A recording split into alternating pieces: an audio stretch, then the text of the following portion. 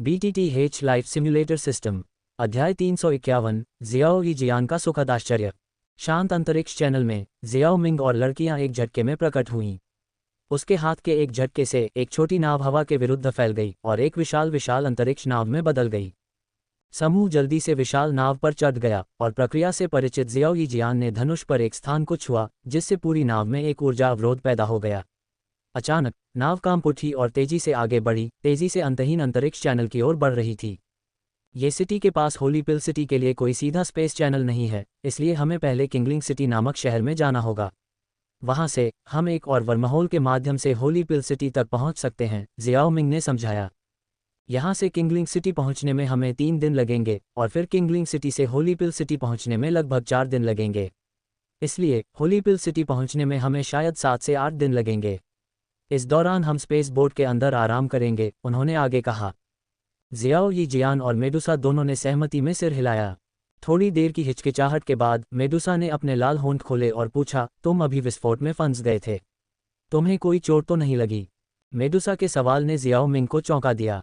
पिछले कुछ दिनों में बिस्तर पर उनके अंतरंग पलों को छोड़कर मेडुसा ने हमेशा एक ठंडी अभिव्यक्ति बनाए रखी थी।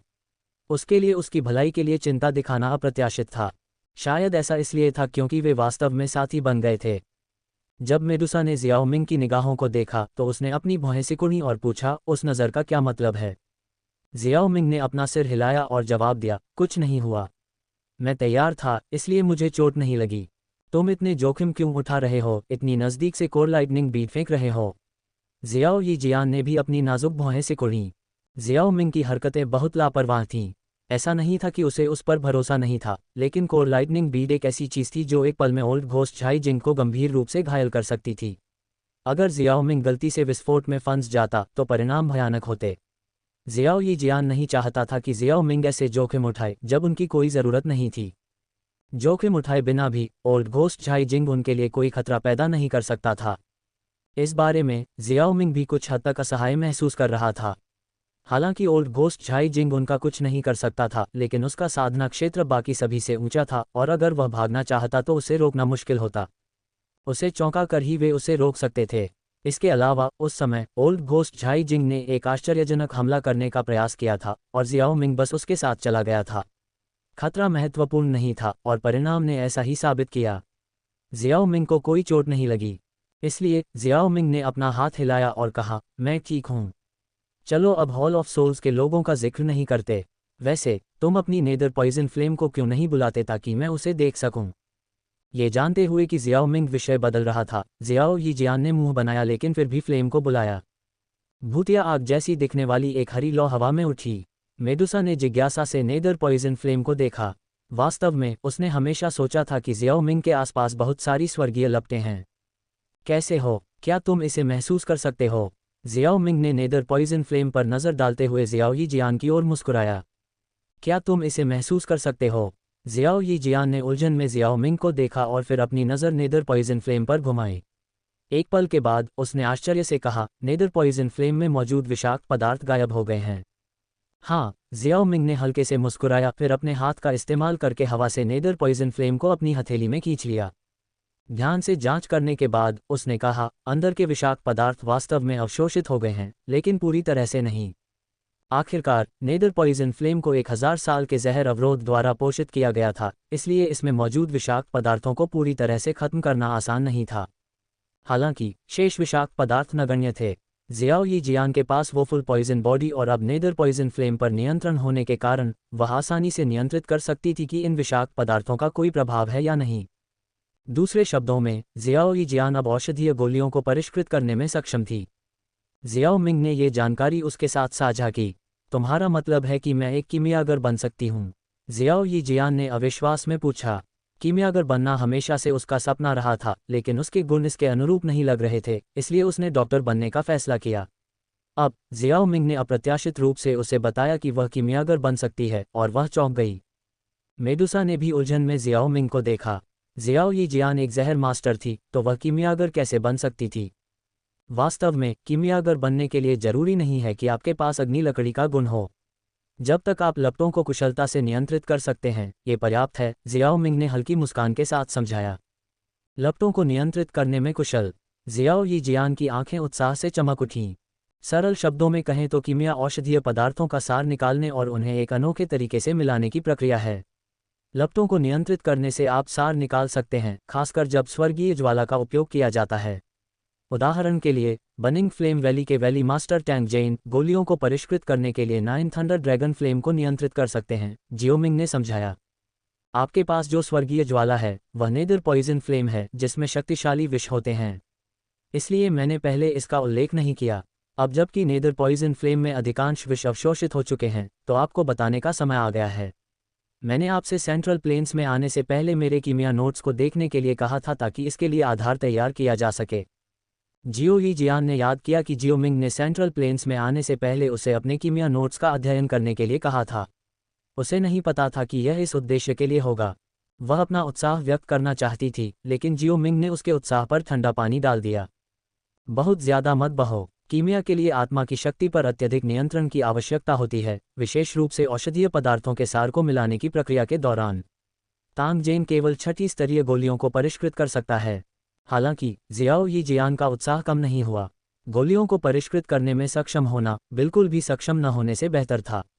छठी श्रेणी की गोलियों को भी निम्न श्रेणी का नहीं माना जाता था। इसके अलावा उसके पास मार्गदर्शन और शिक्षा देने के लिए मास्टर कीमियागर जियाओमिंग था। शायद वह तांग जेन से आगे निकल सकती थी। अगर जियाओमिंग को पता होता कि जियाओ यी जियान क्या सोच रही थी, तो शायद वह सोचता कि वह बहुत आशावादी हो रही है। ड्यूक्यूई महाद्वीप में अगर किसी के पास अग्नि लकड़ी की विशेषता नहीं है, तो छठी श्रेणी की कीमियागर होना पहले से ही शिखर माना जाता था। फिर भी सफल होने का एक मौका अभी भी था। अगर वह कोशिश नहीं करती तो उसे कैसे पता चलता। जैसे ही जियाओ यी जियान का उत्साह अपने चरम पर पहुंच गया, वह अपनी भावनाओं को और अधिक रोक नहीं सकी। बिना किसी हिचकिचाहट के वह झुकी और जियाओमिंग के होठों को एक भावुक चुंबन में कैद कर लिया। इस बीच मेडुसा, जो उनके बगल में खड़ी थी, चिढ़ गई, लेकिन चुप रहने का फैसला किया। वह केवल हल्के से गुनगुना सकती थी और अपना सिर दूसरी ओर घुमा सकती थी। मेडुसा के लिए अनंत काल जैसा महसूस होने के बाद जियाओ यी जियान ने अनिच्छा से जियाओमिंग के होठों से अपने होंठ हटा लिए। धन्यवाद जियाओमिंग, उसने फुसफुसाते हुए कहा, उसकी आवाज़ स्नेह से भरी हुई थी। जियाओमिंग ने मुस्कुराहट का जवाब दिया, उसकी अपनी आंखें कोमलता से भरी हुई थीं। उसने धीरे से हाथ बढ़ाया, उसकी उंगलियां जियाओ यी जियान के बैंगनी बालों की कोमल लटों को सहला रही थीं। तुम्हारे और मेरे बीच धन्यवाद कहने की कोई ज़रूरत नहीं है, जियाओमिंग ने जवाब दिया। वह अपनी प्रेमिका को खुश देखकर बहुत खुश था। थोड़ी देर और बातचीत करने के बाद जियाओमिंग केबिन में चला गया और अपने लिए एक कमरा ढूंढ लिया। जियाओ यी जियान अंतरिक्ष नाव को चलाने और जियाओमिंग द्वारा दिए गए कीमिया नोट्स में तल्लीन करने के लिए पीछे रह गई। मेडुसा को भी आराम करने के लिए एक कमरा मिल गया। जियाओमिंग आलीशान कमरे में बिस्तर पर लेट गया, थोड़ी देर की झपकी ले रहा था। फिर वह सीधा बैठ गया और अपने मन में धीरे से पुकारा, सिम्युलेटर डिंग, होस्ट के पास जीवन का अनुकरण करने का मौका है। क्या आप सिमुलेशन शुरू करना चाहेंगे? जियाओमिंग के पास जीवन सिमुलेशन के लिए एक और मौका था। स्वाभाविक रूप से उसने सिम्युलेटर द्वारा संकेत दिए जाने पर शुरू करने का फैसला किया। सिमुलेशन शुरू करें। सिमुलेशन शुरू होता है। दिन 1, आप ये सिटी में खेती कर रहे हैं। आपका साथी 3 सितारा डू वेनेरेट तक पहुंच गया है। हॉल ऑफ सोल्स का त्यानजुन आप पर अचानक हमला करता है, लेकिन आप कोर लाइटनिंग बीट का उपयोग करके उसे गंभीर रूप से घायल करने का अवसर लेते हैं। एक भयंकर लड़ाई के बाद आप और आपका साथी आने वाले सभी दुश्मनों को मारने में कामयाब होते हैं। अध्याय 352 जीवन अनुकरण। दिन 2, आप और आपके साथी मेडुसा और जियाओ यी जियान एक वर्महोल से यात्रा करते हैं। दिन 3, शाम को आप किंगलिंग शहर पहुंचते हैं और पवित्र गोली शहर की ओर जाने वाले वर्महोल से तेजी से आगे बढ़ते हैं। दिन 4, आप दिन भर साधना में डूबे रहते हैं, अपनी डू तकनीकों की समझ को गहरा करते हैं। दिन 5, जैसे जैसे आप अपनी यात्रा जारी रखते हैं, आप दिन भर कीमिया का अध्ययन करते हैं। आपके परिश्रमी प्रयासों के परिणामस्वरूप आपकी कीमिया कौशल में थोड़ा सुधार होता है। दिन 6, आप कीमिया के अपने ज्ञान को जियाओ यी जियान के साथ साझा करते हैं। आप उसे मुख्य बिंदु बताकर मार्गदर्शन करते हैं। अपनी स्टार रिंग से आप उसे 8वीं स्तरीय औषधीय कड़ाही देते हैं। दिन 15, ये कबीले से एक आगंतुक आता है और खुद को ये शिनलैंड के रूप में पेश करता है। आप उसका स्वागत करते हैं और उसका मनोरंजन करते हैं। आपकी बातचीत के दौरान वह आपके द्वारा दिए गए टोकन को ये कबीले को लौटा देती है और कीमिया पर आपकी सलाह मांगती है। आप उसे मार्गदर्शन और अंतर्दृष्टि देते हैं। दिन 30, आप स्पिरिट नरिशमेंट पाउडर के एक बैच को सफलतापूर्वक परिष्कृत करते हैं। दिन 32, आप सुबह उठते हैं और मेडुसा के साथ एक अंतरंग सत्र करते हैं। सत्र के बाद आप उसे और भी अधिक प्यारा पाते हैं। देर रात जियाओ यी जियान आपके कमरे में घुस आती है। आप महिलाओं के साथ अपने हाल के मुठभेड़ों में लिप्त होने की भावना महसूस करते हैं और मना करना चाहते हैं, लेकिन आप खुद को उसकी मोहक निगाहों का विरोध करने में असमर्थ पाते हैं। दिन 35, सुबह एक व्यापारिक मेले में भाग लेने के दौरान आप अप्रत्याशित रूप से एक शक्तिशाली महिला डू वेनेरेट से मिलते हैं। वह गर्मजोशी से आपका स्वागत करती है और मेला आपको स्पिरिट नरिशमेंट पाउडर को प्रदर्शित करने का सही अवसर प्रदान करता है जिसे आपने सिर्फ 5 दिन पहले परिष्कृत किया था। आपकी मांग वाली शर्तों के बावजूद पाउडर अपने अद्वितीय गुणों के कारण जल्दी से बिक जाता है। आप white birch spirit mushroom, blood scarlet demonic flower, 7 रंग का कमल, ग्रीन स्पिरिट लिक्विड जैसी दुर्लभ सामग्री प्राप्त करते हैं। दिन 38, आप पिल टॉवर के चैनलों के माध्यम से परिश्रमपूर्वक खोज करते हैं और गिरे हुए विषैले शरीर और उससे जुड़ी कब्र का पता लगाने के लिए अपने कनेक्शन के व्यापक नेटवर्क का लाभ उठाते हैं। दिन 100, एकांत सत्र से बाहर निकलते हुए आपको अपनी साधना में कोई सफलता नहीं मिलती। आपको एहसास होता है कि आप एक अड़चन पर पहुंच गए हैं। दिन 150, आप जियाओ यी जियान को तीसरे स्थान की जांच करने के लिए भेजते हैं जहां कहा जाता है कि शोकपूर्ण जहर शरीर गिरा था। दिन 160, जियाओ यी जियान निराशाजनक समाचार के साथ लौटती है, ये बताते हुए कि वह जहर की गोली विधि का उन्नत संस्करण नहीं खोज पाई जिसे आप खोज रहे थे। दिन 165, आप अपनी निरंतर खोज के लिए अतिरिक्त जानकारी और संसाधन जुटाने के लिए अपने संबंधों का उपयोग करना जारी रखते हैं। दिन 166, किंगलिन एकांत से बाहर निकलता है, 4 सितारा डू पूर्वज तक पहुंचता है। आनंदमय पुनर्मिलन बिस्तर में भावुक दुलार के साथ समाप्त होता है। दिन 167, कीमिया में डूबे हुए काओ यंग अप्रत्याशित रूप से डैन कबीले की एक लड़की के साथ एक यात्रा पर आता है। आप लड़की के शर्मीले व्यवहार को देखते हैं, जिसका श्रेय उसके रहस्यमयी शरीर को दिया जा सकता है। आप देखते हैं कि जियाओ यी जियान और किंगलिन जल्दी ही उसके प्रति आकर्षित हो जाते हैं। दिन 250, आप जियाओ यी जियान और किंगलिन के लिए आइस क्लियर जेड नरिशिंग पिल, एक 2 रंग की 8वीं स्तरीय गोली, को परिष्कृत करना चाहते हैं, लेकिन दुर्भाग्य से आपके पास मुख्य घटक कोल्ड जेड ट्विग नहीं है, इसलिए आपको इसे छोड़ने के लिए मजबूर होना पड़ता है। दिन 378, जियाओ यी जियान जहर के निशान को सफलतापूर्वक संघनित करने के बाद पिल टॉवर पर लौटता है, 7 सितारा डू वेनेरेट में सफलता प्राप्त करता है। दिन 400, आप 4 सितारा डू वेनेरेट स्तर के स्काई डेमन पपेट को परिष्कृत करते हैं। दिन 450, मेडुसा यह महसूस करते हुए कि उसकी शारीरिक स्थिति स्थिर हो गई है, जियामा साम्राज्य में लौटने की इच्छा व्यक्त करती है। आपसे चर्चा करने के बाद आप सहमत होते हैं और उसे 2 डू वेनेरेट स्तर के स्काई डेमन पपेट एस्कॉर्ट के रूप में प्रदान करते हैं। दिन 571, जीवू मिंग स्पिरिट स्वॉर्ड संप्रदाय के संप्रदाय गुरु आपसे मिलने आते हैं और आपसे एक गोली मांगते हैं। बदले में वह एक उच्च श्रेणी की आध्यात्मिक तलवार और एक इंटरमीडिएट डी गोल्ड विशेषता क्यूई विधि स्पिरिट स्वॉर्ड आर्ट प्रदान करते हैं।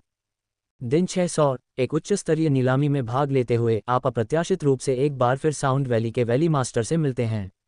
आपको देखकर प्रसन्न होकर वह एक सुखद बातचीत शुरू करती है। आप 7 रंगीन मूल पत्थर के लिए सफलतापूर्वक बोली लगाते हैं। दिन 905, एक गोली का शोधन समाप्त करने के बाद आप फॉलन स्पिरिट आइस सोर्स में एक नई बोन चिलिंग फ्लेम के प्रकट होने की अफवाह सुनते हैं। इसे झूठी खबर के रूप में पहचानते हुए आप इसे अनदेखा करते हैं, ये जानते हुए कि ज्वाला, हालांकि विशेष है, एक स्वर्गीय ज्वाला की तुलना में नहीं है, आपके लिए कोई दिलचस्पी नहीं रखती है। दिन 1505, आपकी कीमिया कौशल में काफ़ी सुधार हुआ है और आपको साउंड वैली के वैली मास्टर किंग ली से एक पत्र प्राप्त होता है, जो आपको उनसे मिलने के लिए आमंत्रित करता है। दिन 1778, लगातार प्रयासों के बाद आप अपनी ताकत में एक सफलता प्राप्त करते हैं। दिन 1866, आप 6 रंग की 8वीं स्तरीय गोली क्लाउड मिस्ट पिल को सफलतापूर्वक परिष्कृत करते हैं। दिन 2358, आप पूर्ण प्रभुत्व के साथ पिल टॉवर में चैंपियनशिप सुरक्षित करते हैं। दिन 2403, गू कबीले आपसे मिलने आते हैं। दिन 2518, अपनी आत्मा के साथ स्वर्ग के दायरे को तोड़ने के लिए आप गुप्त रूप से आत्माओं के हॉल की कई हॉल शाखाओं के स्थानों पर जानकारी इकट्ठा करते हैं। दिन 2800, अपने अधीन कई स्काई डेमन पपेट्स की मदद से आप जियाओ यी जियान, किंगलिन और अन्य सहयोगियों का नेतृत्व करते हुए हॉल ऑफ सोल्स के शाखा हॉल पर हमला करते हैं और 2 तियानजुन को भी मार देते हैं जो सुदृढ़ीकरण के लिए आए थे।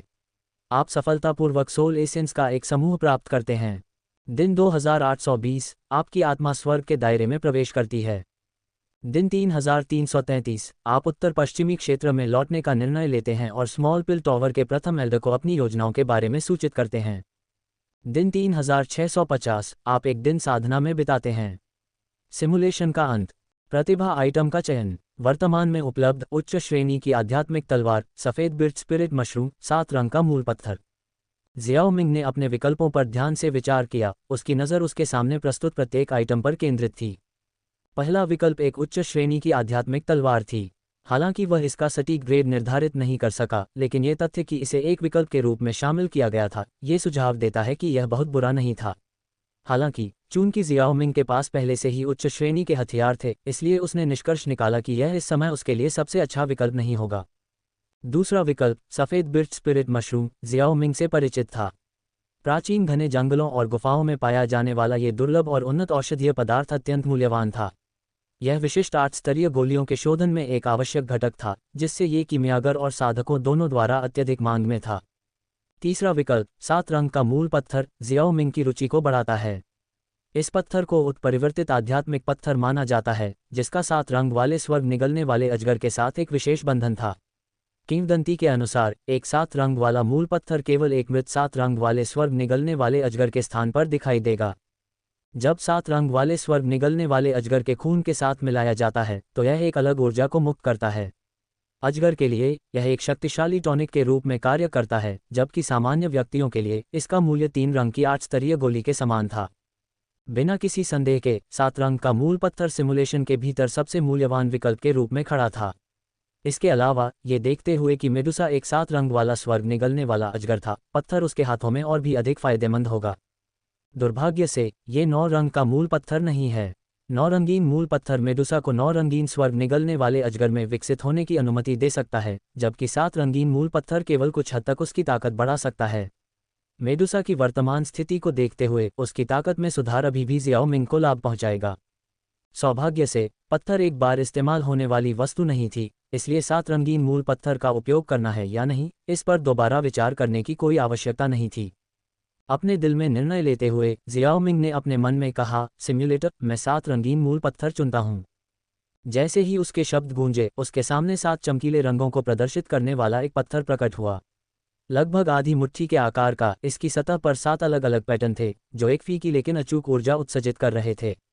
अध्याय 353, परिणाम। 7 रंगीन मूल पत्थर को एक दुर्लभ खजाना माना जा सकता है, जियाओ मिंग ने पत्थर की जांच करते हुए सोचा। फिर उसने इसे अपने स्थानिक वलय में सावधानी से संग्रहित किया, ताकि इसे उचित समय पर मेडुसा को दे सके। पत्थर को सुरक्षित करने के बाद जियाओ मिंग के विचार सिमुलेशन की सामग्री की ओर मुड़ गए। सबसे महत्वपूर्ण जानकारी जो उसने प्राप्त की वह अगले 2 वर्षों की घटनाओं से संबंधित थी। जियाओ यी जियान की जहर निशान तकनीक के बारे में, हालांकि कुछ बाधाएं हो सकती हैं, जियाओ मिंग का मानना था कि उन्हें बड़ी समस्याओं के बिना दूर किया जा सकता है। 1 साल के समय में वह एक 7 सितारा डू वेनेरेट बन जाएगी, एक आश्चर्यजनक साधना गति। हालांकि जब उसने सिमुलेशन में डू वेनेरेट क्षेत्र में अपनी सफलता पर विचार किया, तो जियाओ मिंग कुछ हद तक असहाय महसूस करते हुए अपनी भौहें सिकोड़ने से खुद को रोक नहीं सका। जियो यी जियान, किंगलिन या मेडुसा के विपरीत, जिनके पास ऐसी शारीरिक संरचना थी जिसके कारण उन्हें डूसेंट दायरे में प्रवेश करने से पहले किसी भी तरह की बाधा का सामना नहीं करना पड़ा। ऐसे बड़े दायरे को पार करना उनके लिए कोई आसान काम नहीं था। उनकी प्रतिभा को मजबूत माना जा सकता है, लेकिन उनका शरीर साधारण था और स्वाभाविक रूप से बाधाओं का सामना करना पड़ता था। जबकि बाधाएं उन्हें दशकों तक बाधित नहीं करेंगी, फिर भी उन्हें इससे उबरने में लगभग 1 साल लग सकता है। शायद मैं सेंट झाओ हुआ के अवशेषों में मौजूद अवसरों का उपयोग करके सफलता प्राप्त कर सकूं, जियो मिंग ने सोचा। सेंट झाओ हुआ ड्रैगन फीनिक्स मूल फल वाले प्राचीन अवशेषों के मालिक थे। एक डूसेंट, इस स्तर का विशेषज्ञ, ऐसी महान शक्ति रखता था जो दुनिया को नष्ट कर सकता था। उसके पैर पटकने मात्र से ही एक पहाड़ नष्ट हो जाता था। इस तरह के विशेषज्ञ ने पहले से ही सृष्टि की गहरी समझ हासिल कर ली थी। उसके शरीर का हर अंग ऐसा था जिसे पाने का सपना एक साधारण व्यक्ति देख सकता था। ये कहना अतिशयोक्ति न होगी कि ड्रैगन का एक छोटा सा अंश प्राप्त करके कोई व्यक्ति ड्रैगन में परिवर्तित हो सकता है और आसमान तक उड़ सकता है। इसका एक उदाहरण डू शेंग बोन मैरो था। अगर इसे किसी शिशु या 5 साल से कम उम्र के बच्चे को दिया जाए, तो इसे खाने के बाद उनकी पहले की साधारण हड्डियां कठोर हो जाती थीं, जिससे वे प्रतिभाशाली बन जाते थे। हालांकि इस पर यकीन करना मुश्किल हो सकता है, लेकिन ये प्रभाव निर्विवाद रूप से सच था। मूल समय रेखा में डू शेंग बोन मैरो की एक छोटी मात्रा ने जियाओयान को डू वेनेरेट दायरे में एक स्टार से आगे बढ़ने की अनुमति दी। डू शेंग बोन मैरो के ऐसे एक टुकड़े में साधारण 7वें या 8वें स्तर की औषधीय गोलियों से कहीं ज्यादा चमत्कारी प्रभाव थे।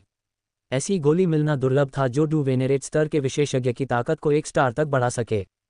डू शेंग बोन मैरो की सहायता से जियाओमिंग के लिए डू पूर्वज से डू वेनेरेट दायरे तक पहुंचना आसान होगा। इसके अलावा उसने प्राचीन अवशेषों के भीतर सभी खजानों का पता लगाने और उनका आनंद लेने की योजना बनाई। हालांकि ये सब जियान प्राचीन शून्य ड्रैगन पर निर्भर था। जियान के बिना जियाओमिंग सब कुछ एकाधिकार में नहीं रह सकता था। शायद मुझे उससे पहले कुछ डू वेनेरेट स्तर की कठपुतलियों को परिष्कृत करना चाहिए। वह जानता था कि संत झाओ हुआ की कब्र में खतरे हैं। संत झाओ हुआ के कंकाल में अभी भी कुछ चेतना बची हुई है। मूल रूप से जियाओमिंग ने अवशेषों की खोज के दबाव को साझा करने के लिए केंद्रीय मैदानों से मजबूत व्यक्तियों की भर्ती करने पर विचार किया था।